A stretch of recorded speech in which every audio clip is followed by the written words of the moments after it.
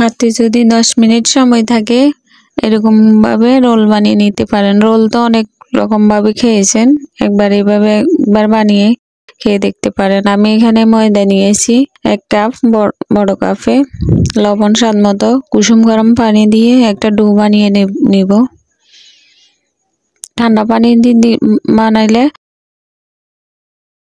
রেস্টে দিতে হবে 30 মিনিটের মতো, এই জন্য আমি কুসুম গরম পানি দিয়ে একটা ডো বানিয়ে নেব, তাহলে আর রেস্টে দেওয়ার দরকার নাই। আমি ছোট ছোট করে লেচি কেটে নেব। আমার এখানে 1 কাপ আটা দিয়ে 5টা রোল হবে। আমি রোলগুলাকে লেচি কেটে একটু চ্যাপ্টা চ্যাপ্টা করে তেলের মধ্যে চুবিয়ে রাখবো। খুব বেশি না, 2 টেবিল চামচ তেল দিলে হয়ে যাবে। 2 টেবিল চামচ তেল দিয়ে এখানে আমি এপিট ওপিট করে দোনো পিঠে তেল লাগিয়ে একটু হাত দিয়ে চ্যাপ্টা চ্যাপ্টা করে দিয়ে দিব, দোনো পিঠে যাতে তেল লাগে। আমি একটা সাইডে রেখে দেব।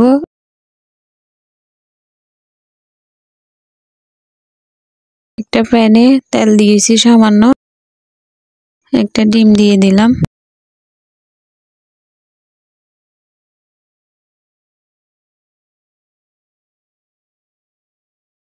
ডিমটা আমি একটু জুড়া টাইপের করে নেব আর কি, খুন্তি দিয়ে নেড়ে নেড়ে জুড়া বানিয়ে নিয়েছি। এখানে আবার আমি সামান্য একটু তেল দিয়েছি, 1 টেবিল চামচের মতো হবে। আমি লম্বা লম্বা করে পাতাকপি কেটে নিয়েছি, গাজর লম্বা লম্বা করে গাজর কেটে নিয়েছি, গাজর ছোট সাইজের একটা দিয়েছি, কাঁচামরিচ দিয়েছি 2টা, লবণ স্বাদ মতো, খুব বেশি না, 2 থেকে 3 মিনিট ভেজে নিলে হয়ে যাবে। হলুদের গুঁড়ি দিয়েছি আমি 1/2 চা চামচ, আর চাট মশলা দিয়েছি 1 চা চামচ। এগুলা দিয়ে মিশিয়ে নেব। টমেটো সস দিয়েছি 1 চা চামচ।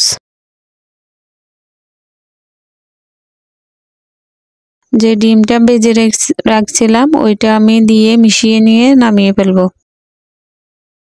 একদম অল্প সময়ে মজাদার স্বাদের এই রোলটা বানানো যায়। আমি তেলের মধ্যে চুবিয়ে রাখছি, ওইটাকে আমি কোনো গুঁড়ি দিব না, হাত দিয়ে বেলে নেব। হাত দিয়ে দেখলে বোঝা যায়, হাত দিয়ে আমি রুটি একদম পাতলা হয়েছে, এটা হাত দিলে মেলে যাবে।